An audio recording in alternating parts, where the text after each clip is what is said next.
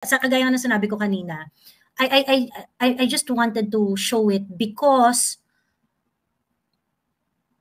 I want mothers to be warned. Kasi dumadami yung ganitong sitwasyon dumadami yung ganitong yung ganitong scenario, and nahabag yung puso ko nung nakita ko yung bata na takot na nagbablatter sila nung nanay nila. Na yun, babalikan pa nga daw yung bata, isinisilid sa van. May mga nangyayaring ganito kasi in the past. And dati, hindi kasi nasa-substantiate masyado. But now, you have reports like this. And now, you have parents, actual parents na naghahanap ng mga nawawalang bata. Yun kasi yung dito, nakakatakot.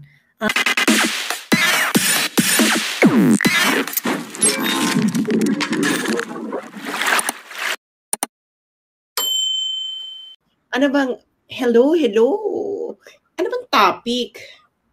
Well, teka, bago tayo mag-start, ito nakaka-bother to. Kasi sa Bagong Silang sa may Caloocan, parang may killer on the loose. May babae na, ha? Serial killer? I don't know, nananaksak siya. Well, epekto yun ng pinagbabawal na S na sabi naman ni Senator Risa Ontiveros, pwede naman ng harm reduction siya. Di ba ganito yung linyahan ni Lenny noon? Oo.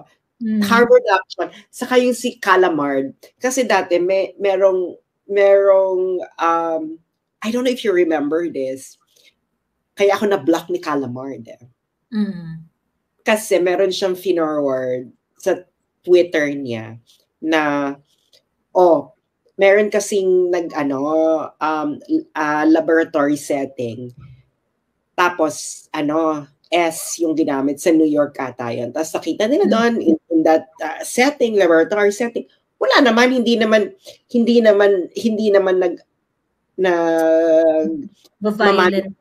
nagmamanifest yung violence. So, sinano ko siya. O di ikaw tumira, parang ginano ka, why don't you try living in Philippines and then wait until you experience what every family that has an S addict experiences in their daily lives. So parang binlock niya ako, binabarubal ko talaga siya nun, sabi. So, ayun yung manifestation. Malamang laboratory settings, lab settings, control mo yung environment. Pero after nun, they would still gonna continue doing it. To manifest later on. So parang kakaiba yung ganap ni Akla. So itong killer on the loose, I'm pretty sure that's S related. Yeah, kasi papatay ka, kutsilyo sa harap ng convenience store. I'm going to hindi ko na ipe-play, guys, black and white to. Hindi ko na ipe-play kasi ayoko ma-flag ako ni Hindi ko ipe-play sa widescreen, pero papakita ko sa inyo yung video. Shinare ko rin sa page ko, pero I'm not gonna show it to you. Dito na lang sa screen ko. Ayan. Nakita mo, Sas? Black and white to eh. Ay!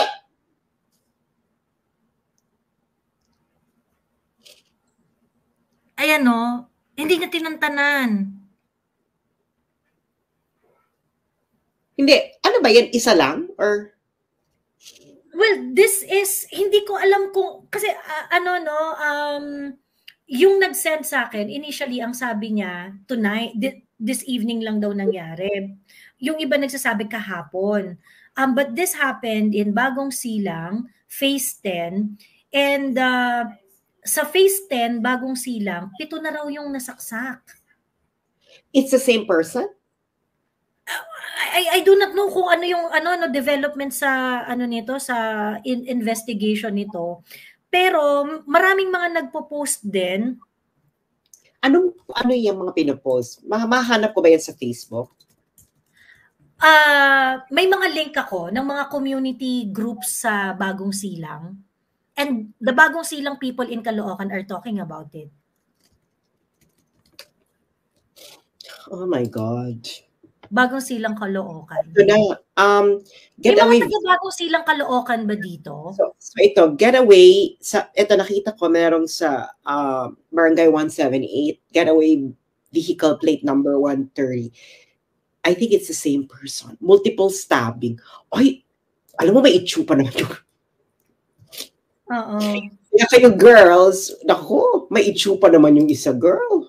Oo. Ayan o, merong lookout. Ito yan, ano? Ito yan? Yan nakikita mo? Oo, inuming wanted para makita ng mga tao. Oo. Teka.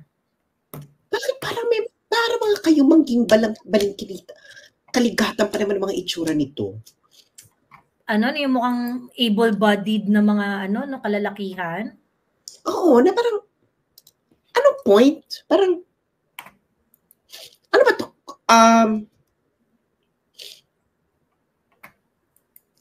Oh my God, multiple people.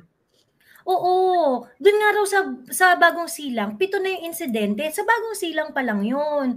We do not, actually, may mga nagsasend sa akin na, Miss Joey, mag-ingat ka. Kasi, malapit lang kasi ito sa amin sa San Jose del Monte. And, you know, baka, well, nakaka-worry, sobrang nakaka-worry na nangyayari yung mga ganito. I think this is a serial killer. Yeah. Diba? The serial killer. Ito, Getaway vehicle, plate number 130306. Wala pang chine-check ko kasi if may report na sa mainstream media. Wala pa Pero maingay ito sa mga community groups, Maingay siya sa mga community groups. So, I wanted to know kung meron ditong mga taga Bagong Silang.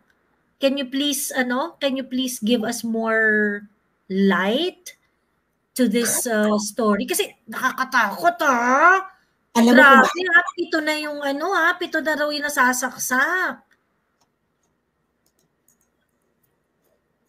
Nakakaloka. It's like, ayun naman. May human rights yung mga yan.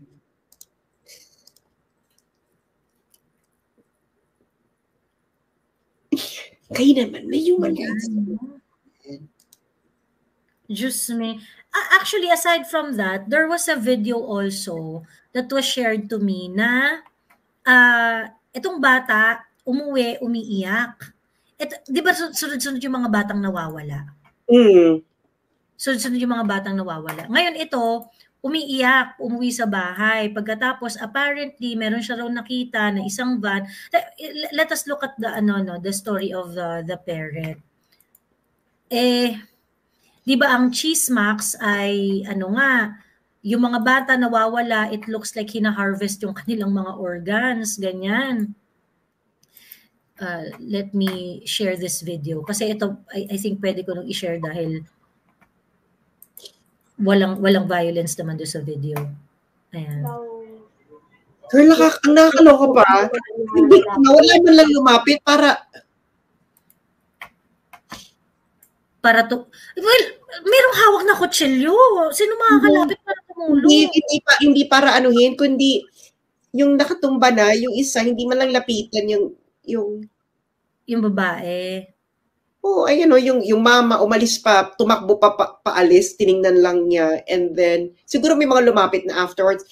Pero ang nakakaloka dito is where's the police visibility? Yeah. And tanod din. I think gabi ito. What is hindi robbery yung motive. So bakit ito? Nakakaloka, girl.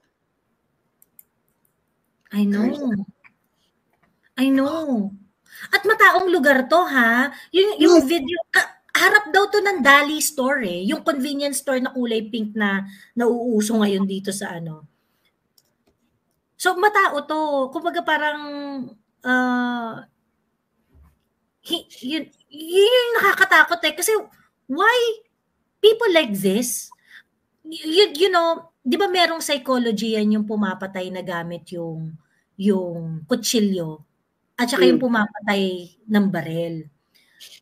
Yung pumapatay ng barel, kumbaga parang either addict 'to, wala talaga sa matinong pag-iisip, kasi ang taong nasa matinong pag-iisip kung papatay siya, hindi niya dadaanin sa kutsilyo kasi it will take more effort, more ano, pagka gagawin mo yon. Well, So, the weapon of choice is yung mabilis, 'di ba? well, ang ano kasi niyan, if you're going to use knife, you are more in direct contact with the flesh. Kaya nga kaya nga 'di ba yung ano yan eh, hunter-gatherer eh, na talagang you would really lose your humanity, no, if you're going to use a knife in order to kill. Kasi yung baril kasi, Joey, may distance yun eh. Parang you wouldn't feel the thud doon sa tao nung pagtama nung mas maano yung mas dehumanizing yung parang sa mga hayop din yan, girl eh. Di ba sa ano nga, yung mga Muslim po dito, correct me if I'm wrong ha, yung halal, you have to use a real knife. May dasal and everything. Kasi nga you have to be, parang you have to be connected with the animal, na you have to feel the pain and etc. so that hindi mo masasayang yung meat. Life lost. Life lost. So yung life lost. So ngayon, pag ginamit mo ito ngayon sa tao, girl, talagang this is very dehumanized. Talagang, well, all weapons are dehumanizing, pero ito talaga yung parang daig mo pang kumatay ng hayop. Kasi yung pagkatay ng hayop, merong purpose yun eh. That is for you to sustain life. Ito, ano to?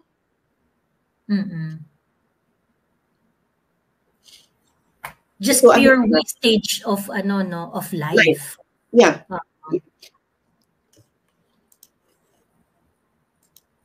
Ayun. Anyway, ayun na nga, so parang either that or either yun nga kung nasa matinong pag-iisip yung tao, hindi niya pipiliin yon kasi ang pipiliin niya yung swift. Ngayon, kung gagawin niya ng isang tao, malamang yung tao na yun deranged. And yung pagiging deranged niya is probably caused by drugs, 'di ba? Well, drugs or loss of cognitive faculties. Nagigets mo. So, I think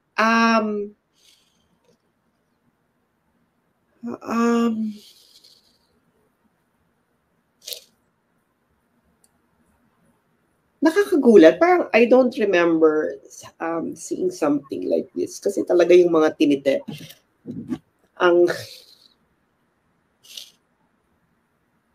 ayan, okay, tama. Meron ditong Muslim. Sharp knife pa ngayon gagamitin eh, para hindi mahirapan yung mga hayop. Kasi dadasalan. Oo, kasi nga, well, it's actually a spiritual, Actually, meron akong jowa na, ang part ng training, hindi ko siya jowa. Naging, lang kami, situationship. Okay. Kaya sa akin, na yung lolo niya, parang they've been taught how to actually kill an animal. Yung proper way of Wait. Kaya nga, actually, kaya hindi siya ma-food wastage. Alam mo yun? Kasi para makita mo lang kung paano yung proper way of saka para alam niya kung paano siya mabuhay kung nasa wild siya. Pero yung nga ito, girl, this is not yet being addressed by Marbel na bigyan niya ng kapanatagan ang mga magulang dahil, girl, sunod-sunod ang mga nawawalang babae. Na dinudukot. And then, meron ka pang killer on the loose sa... And this is in Metro Manila, ha? Yeah. Caloocan.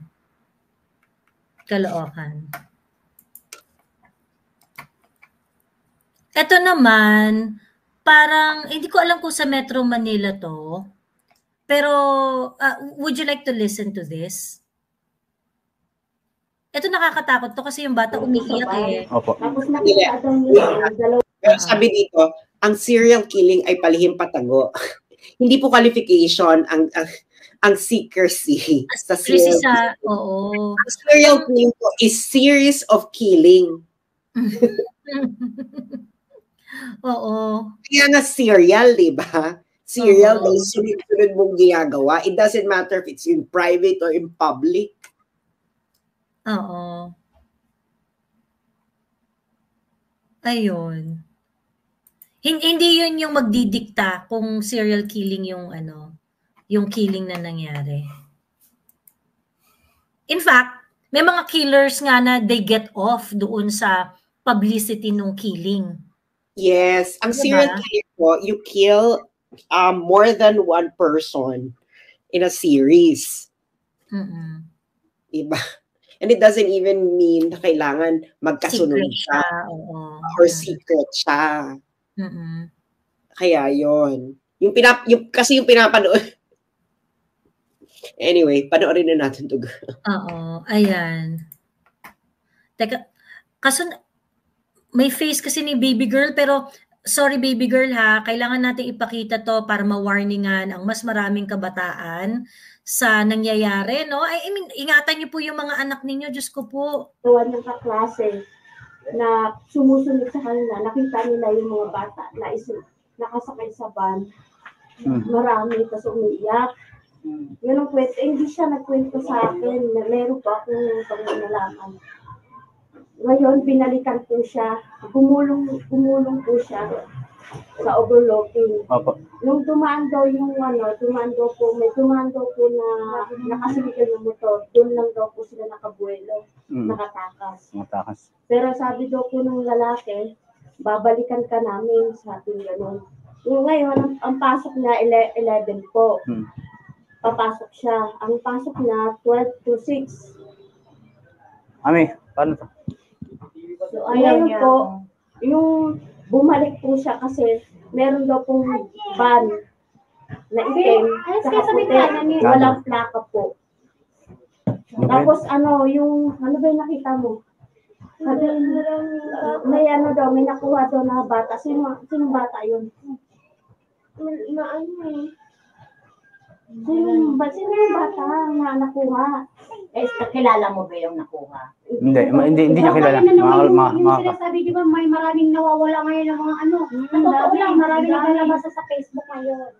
Hanggang kahit saan daw. Kung wala kayong pinili. Wait lang. Ngayon po, Nakatakot naman. Tapusin lang natin tong isang Ayan. Ano na? Ayan, okay. May mga CCTV naman yata doon sa na yan eh. Sa lugar na yan eh. Kuya G, magkaroon na. Saan yan? Dito sa may sa overlooking ang Kanina, pag-uwi na doon sa bahay, grabe ang putla niya, nangangatog, nanginginig. Ayan. Wait guys hindi ko na patatagalin kasi may mukha ng baby girl sa may mukha ng baby girl doon sa video. But sa kagaya ng sinabi ko kanina, I just wanted to show it because I want mothers to be warned. Kasi dumadami yung ganitong sitwasyon dumadami yung ganitong yung ganitong scenario, and nahabag yung puso ko nung nakita ko yung bata na takot na nagbablatter sila nung nanay nila. Na yun, babalikan pa nga daw yung bata, isinisilid sa van. May mga nangyayaring ganito kasi in the past. And dati, hindi kasi nasa-substantiate masyado. But now, you have reports like this. And now, you have parents, actual parents na naghahanap ng mga nawawalang bata. Yun kasi yung dito, nakakatakot. alam naman, ano na yan eh, kahit naman nung bata ako, laging merong ganyan, yung merong puting van, nawawala, ganyan, eme, ganun. And, yung difference kasi ngayon, nakikita natin yung mga magulang na naghahanap talaga ng mga bata na nawawala. So, yun yung nakakatakot. Yun yung nakakatakot. So, yung mga parents dyan, bantayan nyo po yung mga anak ninyo.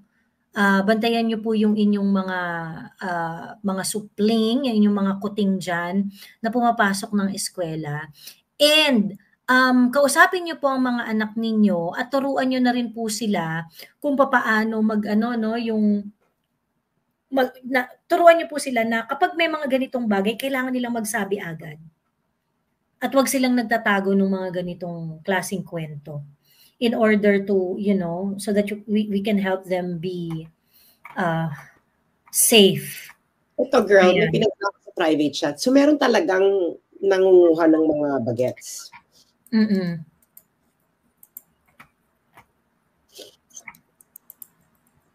Eto.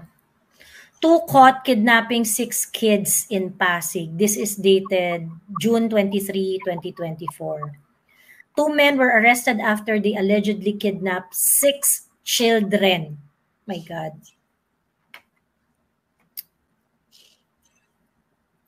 Suspect, a 45-year-old taxi driver and his 47-year-old cohort being held on charges of violating Republic Act 7610. Ay, nakakatakot po. Baka ano to, PDF, ring. Oo nga eh. Well, I just cannot understand why we're gonna kidnap children. Either PDF ring or Honey ritual. mag-harvest ng organs. Grabe to, tinan mo. Actually, yung nahuli dyan, siguro inutusan lang. Kasi ito, taxi and, ay nakalagay yun. Alam mo, Ayan, dapat i-follow mo eh. Ayan, 45-year-old taxi driver and 47-year-old cohort are being held on charges. Police were conducting the Upland City operations when they pulled over a white taxi for a routine inspection. However, the police became suspicious when they saw children in the taxi crying and asking for help. So, ayun, invited to have milk tea. This is very PDF level. Oo. Yung naglulure, no? Hindi. Ang ano ko niyan, siguro organs or ako more on PDF to go. You think so? Don't you think na hindi to PDF?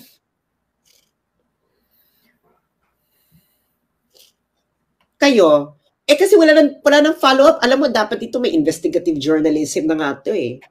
Guys, children, and yung kanina pinanood natin, ganun din, may pinapasok sa van.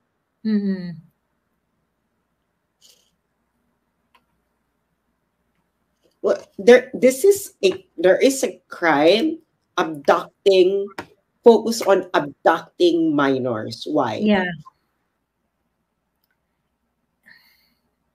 My God. And Romela, why is it proliferating during your time as a chief of staff, chief of police?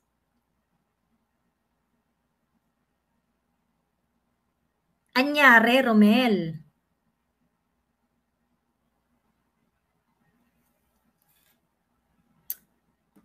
Either organ harvesting or trafficking, sabi ni Del. Yeah, I think either lang yun. And, yung kahit ano doon, despicable, di ba? Sobrang despicable talaga. Tangina, sobrang scary. Pero organ harvesting for what? Any organ? Kidneys. Usually kidney eh. Kasi yan ang yan ang pinaka maraming demand. Pambata na kidney, pero Oo. Pwede ka Tapos yung pa- ano, yung cornea, yung mga ganon. Transplant na mga body parts, ganyan. Pero usually kidney. Sabi ni David Lancaster, busy si Romel kay Pastor Kibuloy.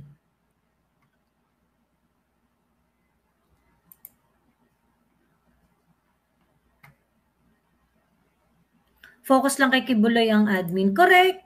At binubuhusan lahat ng resources at lahat ng kapulisan dito sa may buhangin, sa Mesasa. Sa Davao. Nagja-jogging-jogging pa ang mga men in uniform dito. Diyos me. Babae pa naman ang anak ko at grade 1, sabi ni Graham Balls. Naku po, pag-ingatan niyo po ang mga anak ninyo. Mas bata na kidney, mas healthy, sabi ni Y Kaisip. Ayun. Bading daw yan si Marbil, gano'ng katotoo. Hindi naman ano yan, parang non-issue naman yun. Kung bading siya, issue for me. Non-issue. Kung bading siya, ano ngayon, kung nagtatrabaho naman siya ng mabuti, non-issue. Ayun, ang problema ko, bakit nagpo-proliferate ito sa panahon niya? Hindi, diba? kasi kung nangyari yun sa Pasig, I'm pretty sure it's happening somewhere else. Kasi ano to eh. Yeah, ito Nueva Ecija, ay sa Cabanatuan, tama, Nueva Ecija. May pinagsasaksak na manager 7-Eleven as in tinadtad ng saksak.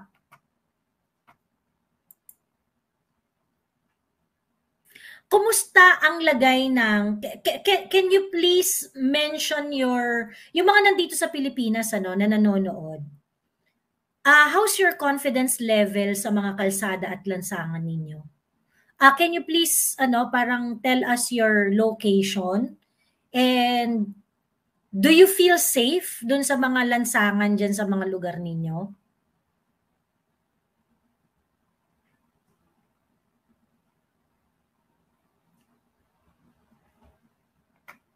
Sabi ni Isla, okay lang naman kami dito sa Davao. Sa Cavite, uso hold up sa mga convenience store. Natatakot ako, 2 anak kong nursing student, 8 p.m. ang dismissal nila. Kaya kahit mahal ang tuition ng anak ko, security ang kinukonsider namin.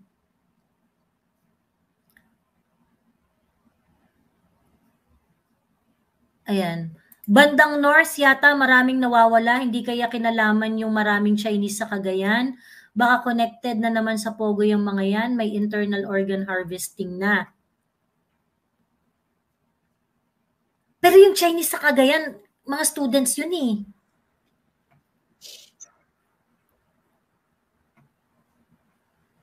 Mga students, di ba parang pinaanuhan na yan? Sinabi na yan ni... Bakit connected sa Chinese sa Cagayan? Bakit gusto nyo na naman isama yung mga Chinese? Oo. Hindi ko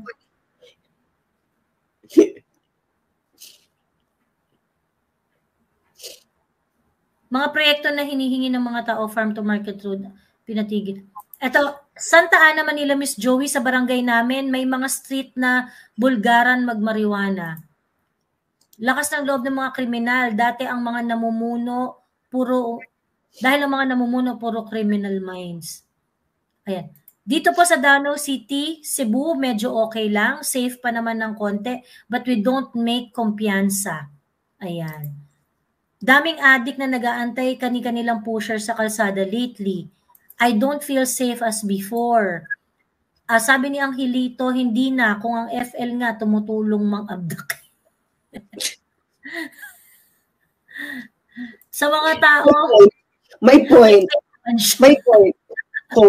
Kung yung ate mo, nagpo-push, nagbo-want, nag-do you want, nangaabdak. Nangaabdak, di ba? So, parang...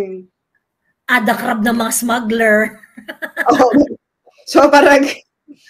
might as well, di ba? Yeah. Di ba? Nakita mo ba yung yung nagvo-vlog, yung parang, hi guys, ako pala si Kinembular. Addict ako sa S, sabi niya ganon. Tapos ito yung mga paraphernalia ko, ganyan. Tapos nag-vlog talaga siya. Tapos yung mga comment, yung mga nag-comment talaga sa kanya na pa, swerte ni Kuya kasi yung presidente, wala, yung presidente, ada crab niya. Naiintindihan siya. Wait, talagang, dati siyang adik. Hindi, tumitira siya. Sinasabi niya, hi guys, ako nga pala si at adik ako sa S. Tapos dinedemonstrate niya, meron siyang tutor, meron siyang foil, meron siyang Oo! In-upload niya yung video.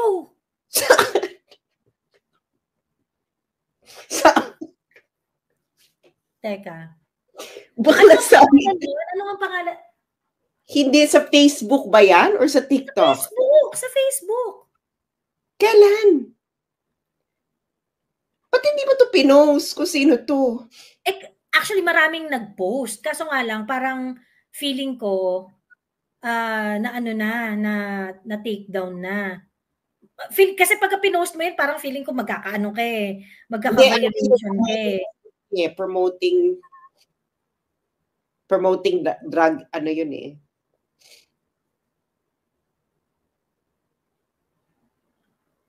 Sheridan Embat. Nagdi-demo siya ng shops. Meron talaga siya, hi guys. Oo, meron talaga siyang hi guys. Teka, pa-share nga ng link sa pa-send yung mga merong diyan. Nice screenshot. Teka. Ay, pinost ni yun? Ni Adrian. Teka.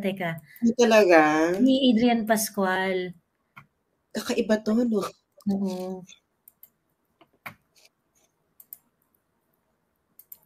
Kailan to? Siguro mga a month ago. Ha? Teka.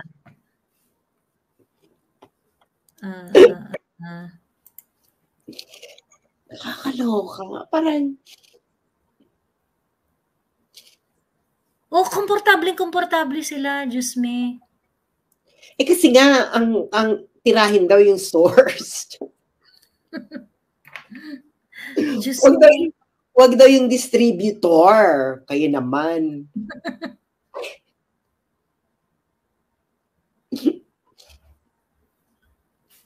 Tingnan natin. Napanood nyo talaga yung video? Oo! Teka. Ay, wala dito. Teka. Na media ba yan? No. Hindi. Walang ang media.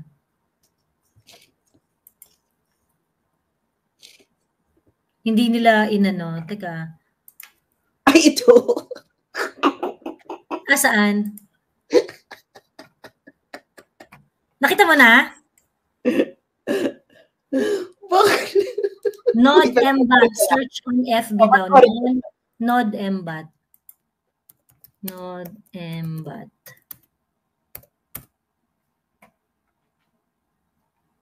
Ito. Shit, community guideline ako dito. Hindi ko na palalakihin na. Ganito na lang Ayan. Addict sa shabu. Ito ho ang aking vlog. Kaka-start ko lang ho mag-vlog. Pero ano po ang kinaadikan ninyo? Mas palakihin mo tayong dalawa, tapos paliit, yan yung mas maliit. Yung pumili ka ng ibang video settings sa baba. Bakla guys, mga community guidelines ka dito. Ayan. Ay, asan ka? Tinanggal mo ako, gaga ka pa. Ayan. Yan ang palitin mo. Ay girl, community guidelines ka niyan. Teka. Oo, yan. Teka, paano ba to? Saan punta lang buhay ko? Kita sinisindihan na niyo. Hi guys!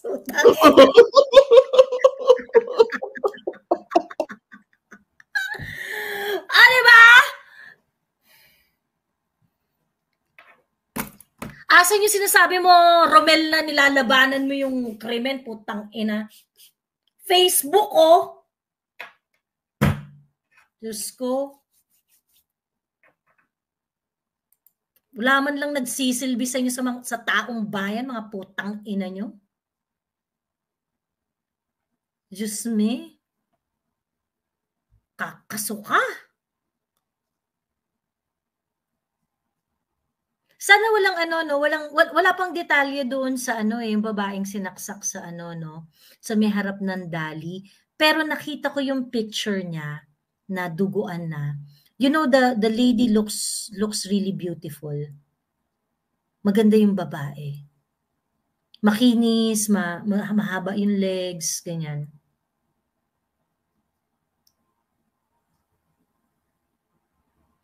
Ayun.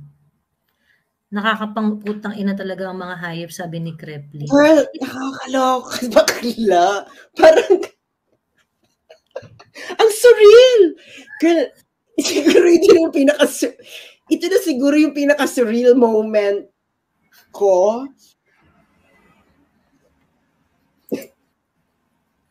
Nakita ko yung video, yung sinindihan niya yung foil na sinunod. Hi guys! Ako pala si addict sa S. Ito pala yung ko. Diyos ko. Alam mo, nakakaloka kapag nakita mo yung picture niya noon. May itsura siya. Talaga? Kung may nagpakita na... Luma niyang yung luma niyang... Yung itsura niya tapos... Kaya nga, di ba yung mga... Di ba naalala niyo noong 90s? Mm-hmm. Pag lalaki ka, pag nagpapahaba ka ng buhok, adik ba to? Di ba talaga, ganyan yung ganyan yung stereotype, no? Mm-hmm. Hindi po, Becky lang po.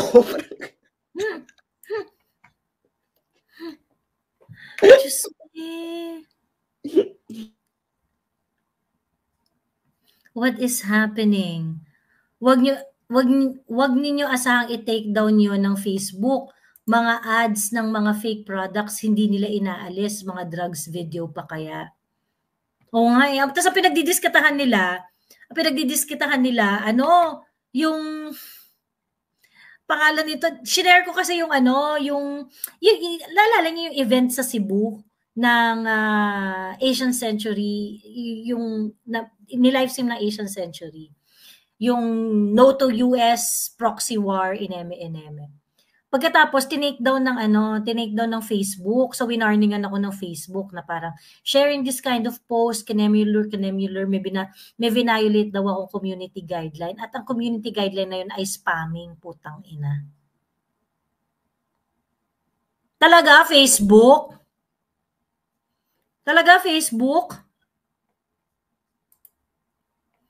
Ayun, sabi ni Jamaica, Miss Joey, yung babae ng gugulo sa Davao, nakamotor, parang high din yun. Parang papansin eh.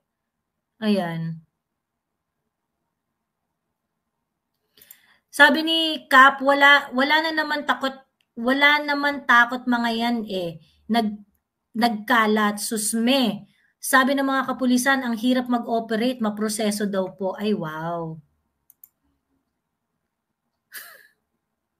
So, tis-tis na lang tayo, bawi na lang tayo next life. Ganun ba?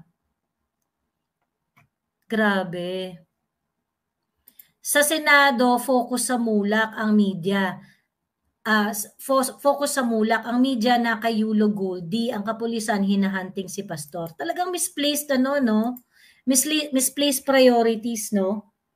Nakakatakot talaga, Diyos ko. Putang inang yan, nakakagigil. Bakla nakakaloking. Nag-live para gumamit ng shops. Dinemonstrate pa niya eh. May Twitter, may foil. Grabe, no? Meron pang video yan, sinod.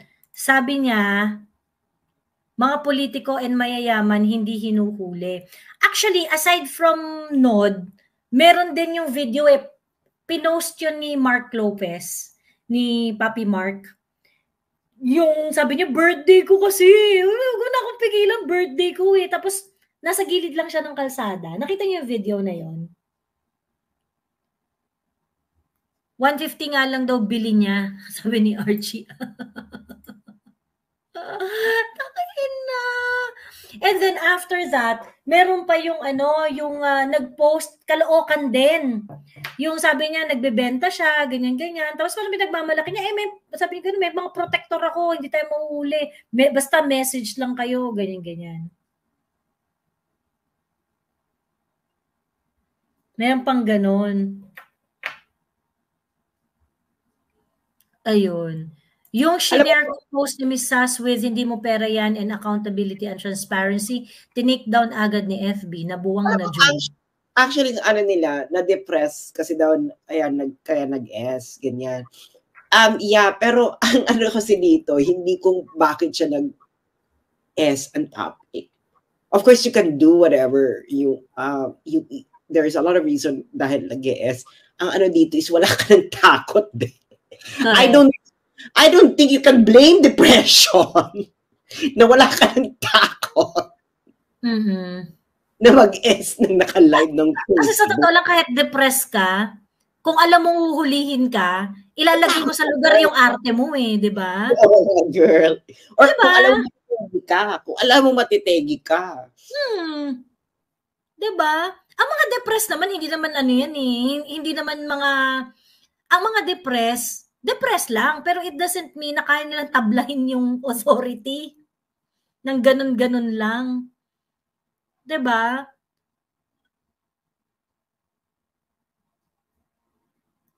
So yung mga depressed ngayon, malalakas na rin ang loob nilang manabla ng authority. Ayun. Yung sa Davao na girl na nakamotor, nagpahabol, naghahamon-hulihin siya. Alam mo, feeling ko nagpapapansin yun kay Mayor Baste. Feeling ko yung babae na nakamotor, na sinabi nagpapahuli, ganyan-ganyan. Kasi parang nagpo-post na daw siya even before that, na parang, hindi naman nahuhuli dito, ganyan-ganyan. I think, ang goal niya talaga is pansinin siya ni Baste. Ayun.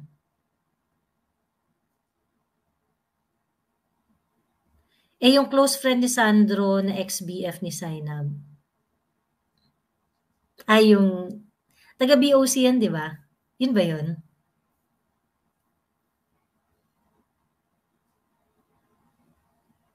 Yung babae, papansin lang yun.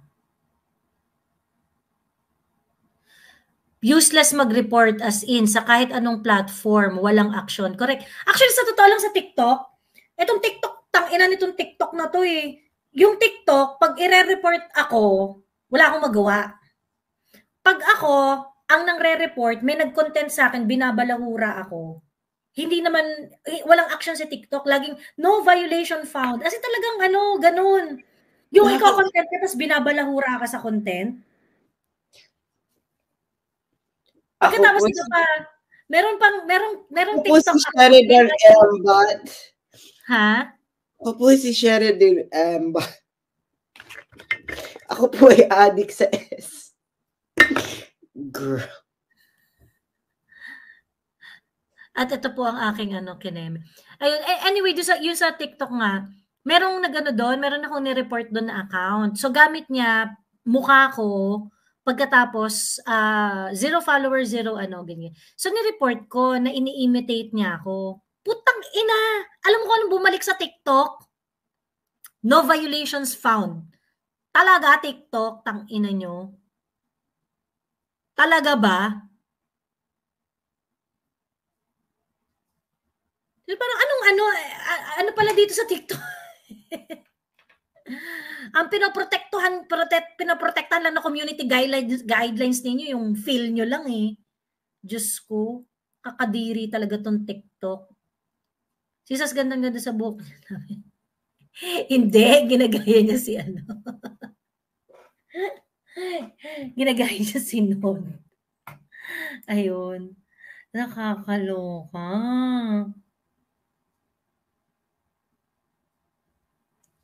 Tangina, ang dami nito. Meron pa yung yung mag-asawa. Yung mag-asawang nagja-jam. Hindi ko alam kung nakita niyo yung video na yun Kaso nga yung video na yun, parang hindi alam nung mag-asawa na kinukuhanan sila ng video. Ganon.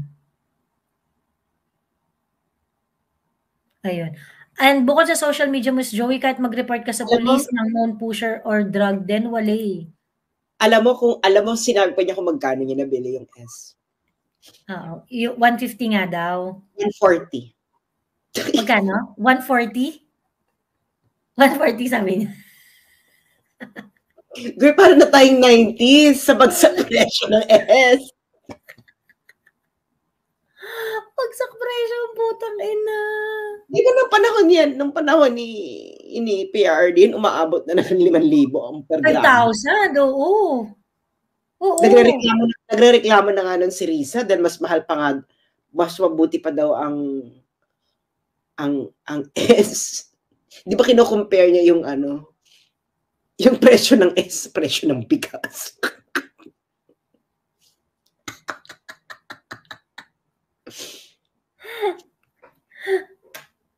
Gusto niya mura lang rin ang S.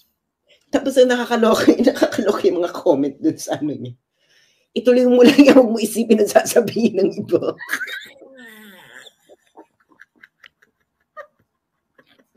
May moral support. Ay, moral support lang putang ina. Diyos me. Girl, ano na to? Bakit hindi pa ba alam mo, dapat sundan yung yung kidnapping sa Pasig kasi dapat tanungin yung yung taxi driver Oo. Diba? At saka yung parang, marami ba kayo? May kasama ka ba? Ano ba kayo? Grupo ba kayo? Things like that. Diba?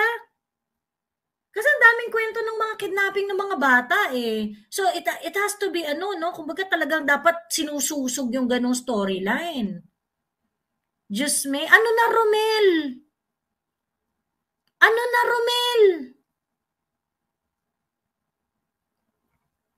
Kumusta naman yung Kumusta naman yung pagpaparami ng mga pulis sa ground? 'Di ba? Diyos ko, kapag ang leader ay adik, malaya ang mga adik gumawa ng masama. Please. This is Pulveronic Republic and the Philippines headed by Addictus Benedictus. Gabaha po ang shabs ngayon, as in bagsak presyo noong panahon ni Tatay Diggs, walang makalusot. May makalusot man pero super din ang presyo. Sobrang mahal nga nung panahon ni PRRD. Ganon. Kaya nga nagsipagtabaan yung mga adik